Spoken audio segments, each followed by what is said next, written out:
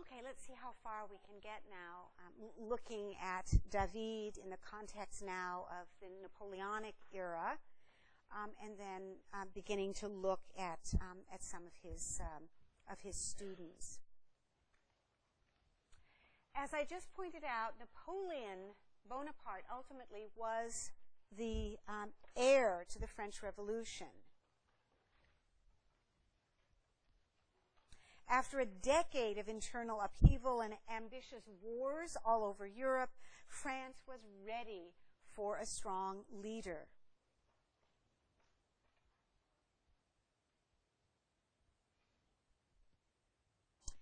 This is an unfinished painting by David, an oil on canvas. It's actually a study, and it's called General Bonaparte. It dates between 1797 and 98, which is prior to Napoleon coming back and assuming power under the Consulate, which happened in 1799. David would become one of Napoleon's favorite artists. Ultimately, he is appointed first painter to Napoleon when Napoleon names himself emperor at the end of 1804. But he first painted Napoleon in 1797 as an up-and-coming general. The story goes that when Bonaparte went to David's studio in Paris, he posed for 3 hours, and then he left. And so this is what David was able to capture. But he captures him as if he is, if you notice that glance, looking off to the right over his shoulder and up. He's capturing someone who is planning, who is thinking, who clearly is bent upon new conquests. We know that David worked on this during that one short stretch in which Napoleon posed for him, and he never went back to it. But he did complete a number of other works. This work is extraordinary, as I said, and it captures this sort of moment in time. But there are certainly more famous paintings and finished paintings of Napoleon by David. Probably the most famous is this one, which is in Washington, D.C. This is Napoleon in his Study by Jacques-Louis David.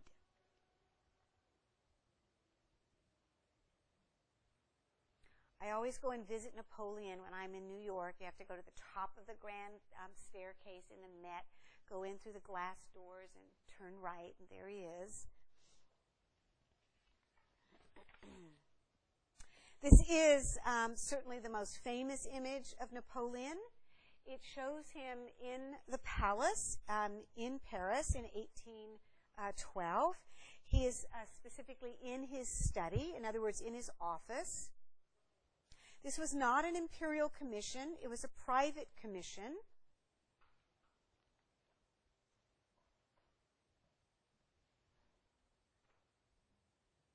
David intended to create a narrative dimension to the portrait in order to give it the legitimacy of a history painting. Remember, he doesn't want to do just a portrait, right? Portrait is down on that rung. It needs to be up there. And so there is a kind of narrative or story or historical potency to the work as we see Napoleon in his study standing, looking right at us. This is an idealized figure of Napoleon wearing a uniform of the Colonel of the Grenadiers, a regiment which he had originated. On a large desk behind him, we see the papers that he's been working on. He's been working on the Code Napoleon. He's working on the revision of the great law code of France. And we know that he has literally been up all night. How do I know that?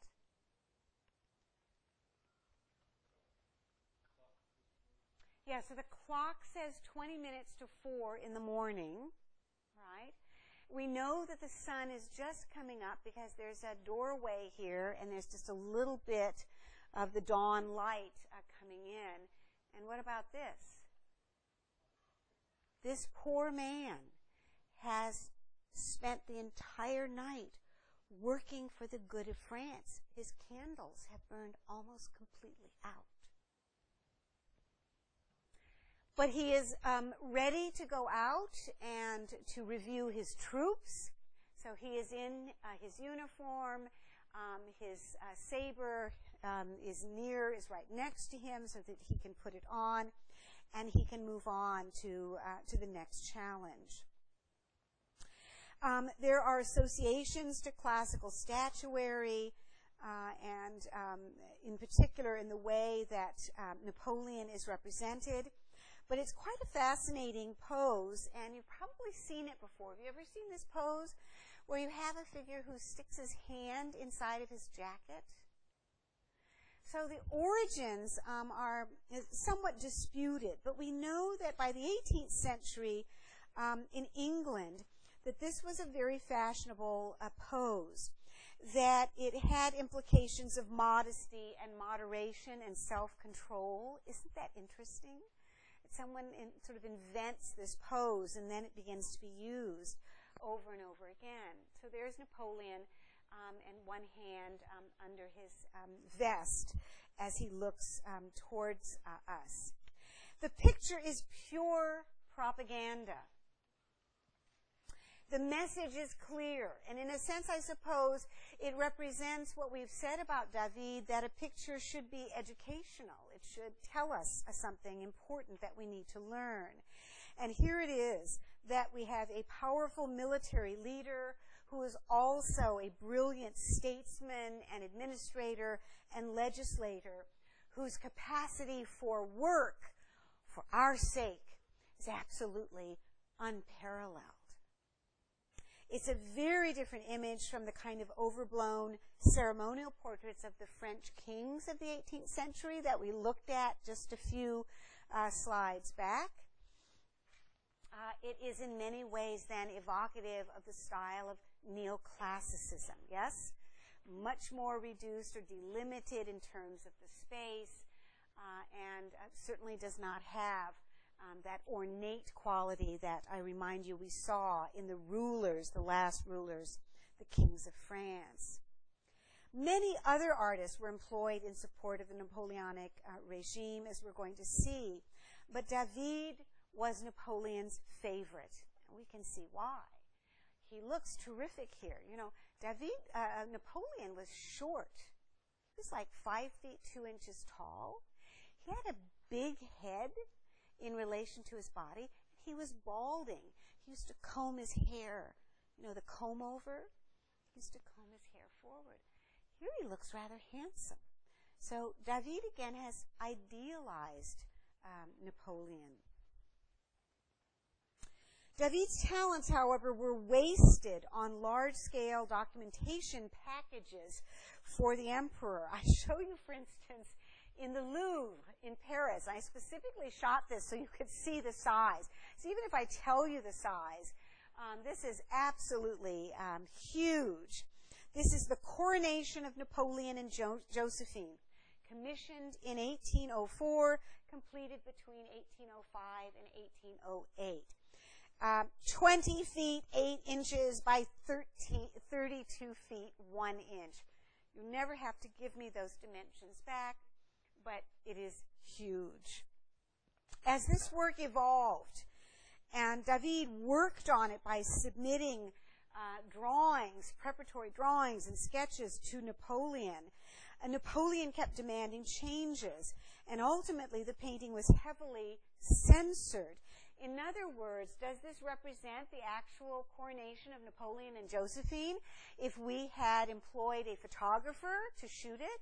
Well, photography was not invented until 1837, so you got to have a painter, and then you can tell the painter exactly what you want. There should be people there who were not there, but historically we wanted them to be there, and we can rearrange and rethink what really happened. The whole purpose ultimately was to focus on Napoleon. I hope you remember that the coronation of Napoleon was quite an event for all of Europe. In fact, Napoleon invited the Pope, Pope Pius VII, to attend. What was the Pope supposed to do? What was the responsibility of the Pope in terms of the crowning of kings? Yes. Sorry? Blessing would be good. To crown them. Popes made kings.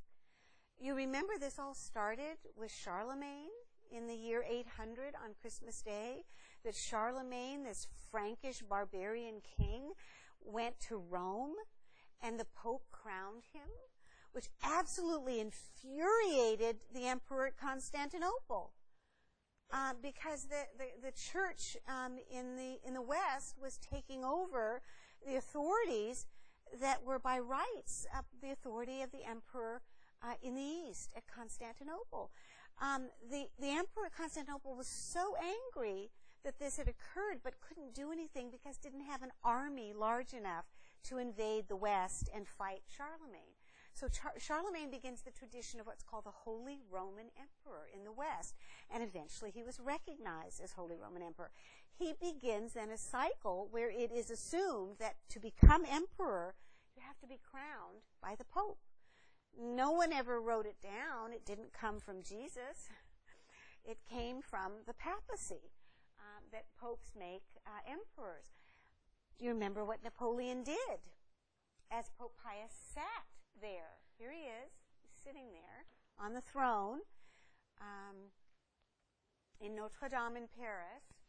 What did the Pope do? What did Napoleon do? Does anyone remember? He took the crown away from the Pope and crowned himself. Yeah, so if the Pope even got a hold of the crown, the Pope, was getting ready to crown Napoleon. Napoleon grabbed the crown and crowned himself, and then he crowned Josephine. So what this tells you is Napoleon was using Catholicism. He was using the church for his own purposes. Was he a devout man? Well, he was a Catholic. Was he devout? No, he was using the church for his own purposes. He crowned himself. So that was sort of the end of the tradition that popes crown emperors. At the coronation, then, Napoleon crowned himself. David's composition modifies the actual event. So what's the focus of this enormous composition? What's happening?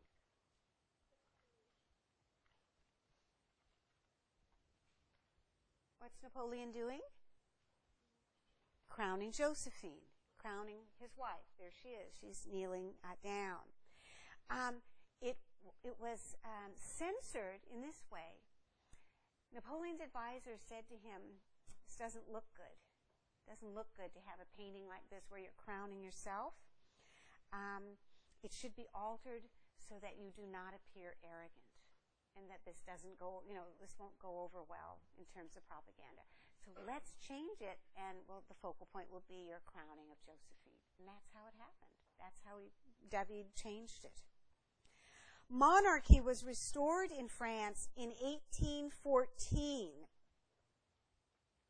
when Louis XVIII, the brother of Louis XVI, returned from his exile in Britain, in England, and we're going to be talking about that. So monarchy was restored because Napoleon, of course, was defeated at Waterloo by the British, yes? Napoleon was defeated, and then he was exiled. And then he escaped, and then he fought again, and then he was exiled. But the final thing was Waterloo.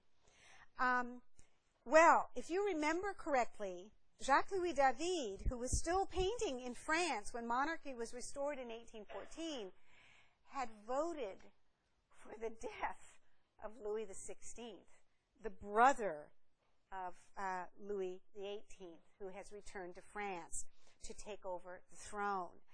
Are they going to let David hang around? You would think they might take revenge, but David is banished by the reestablished monarchy, which is called the Bourbon monarchy.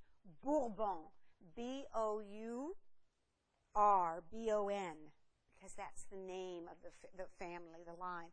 The Bourbon, B-O-U-R-B-O-N. David was forced into exile. He went to Brussels, Belgium, and he died there in 1825. But David's influence and legacy were powerful. He had taken part in the dismantling of the Royal Academy of Painting and Sculpture in 1793. He saw it as a powerful vestige of aristocratic control over the arts, and of course he had suffered under its traditions. He was a leader in recreating the academic system under a new name, the Institut National, which was established in 1795. And the neoclassical style, which he had basically invented and codified with its idealized evocation of moral, stoic subject matter in a very delimited and austere space, was something that would continue into the 19th century as a stylistic tradition. The Oath of the Horatii, exhibited at the Salon of 1795, is the ultimate example of the neoclassical style. The subject is one of self-sacrifice and patriotism. And you can see now how it is viewed historically as a portent of the French Revolution. Compositionally, it emphasizes clarity and simplicity and balance. The painting can be understood as reflective of the highest ideals of the French Enlightenment. And we have just come through the Enlightenment. It was a pretty bloody ending. The Enlightenment is the 18th century, believe it or not, in France. The next generation of artists will choose to be trained in part in David's studio. His students are trained in these academic techniques, emphasizing drawing and the nude, and a deep understanding of perspective. His students painted large-scale compositions with multiple figures arranged in shallow relief in a delimited space. And always in a David, you are aware of line and contour. Take out your piece of tracing paper. You can trace every single detail in a David painting. Every bit of color, although he was never called a great colorist, I think he was an exemplary colorist, but every bit of color is controlled within shape and line and contour. One immediate product of the influence of David's Oath of the Horatii is in the work of a friend and student, this man, Jean-Germain Drouet, in this painting called Marius at Minturne.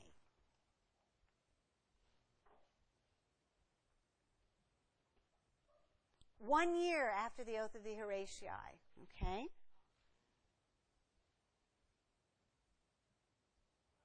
Drouet had in fact assisted David in painting parts of the Oath of the Horatii and had himself won the Prix de Rome in 1783.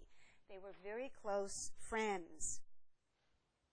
Drouet's work is inspired directly by the Oath of the Horatii. So you tell me, how is this like the Oath of the Horatii?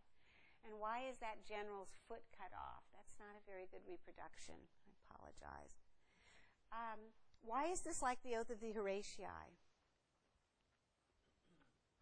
Either in terms of what you perceive as subject matter or stylistically. Anything. So we're going to be matching everything to the Oath of the Horatii. Yes?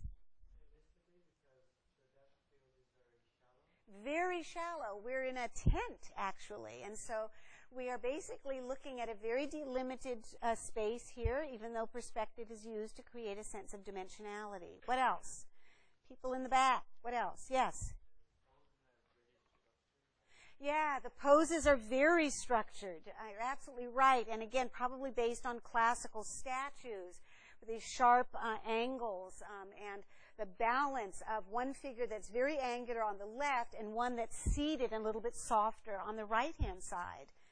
What else? Yes? So the color is very controlled. This looks very bright here, but you notice you can take your tracing paper. The color's not spilling over into anything else. The contours are very precise. How else is it like the Oath of the Horatii? It's very dramatic, and actually I didn't talk a lot about the light in the Oath of the Horatii, but David manipulates light brilliantly, and so it is very manipulated here. Where's the light coming from? It's hard to tell, but it looks like it's coming from the upper left-hand corner and shining down, and so it focuses on this general. This is a story, again, from ancient history.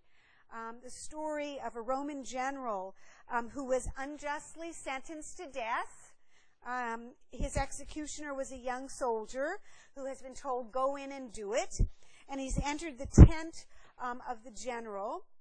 And the general, who sees this young man coming in, who seems to be quaking a bit in his boots, challenges him with the question, do you dare kill Gaius Marius? Just lost my voice. Then, do it. Sorry. This painting is balanced by the opposition of philosophical formal elements that we discussed in the Oath of the Horatii, and is considered to be a masterpiece in terms of an understanding of David's choice of subject matter and style. It was exhibited in Rome in 1786, very well received. That's a year after the Oath. Drouillas died suddenly of smallpox in 1788 and was mourned by David himself, who said, he was my rival. Okay.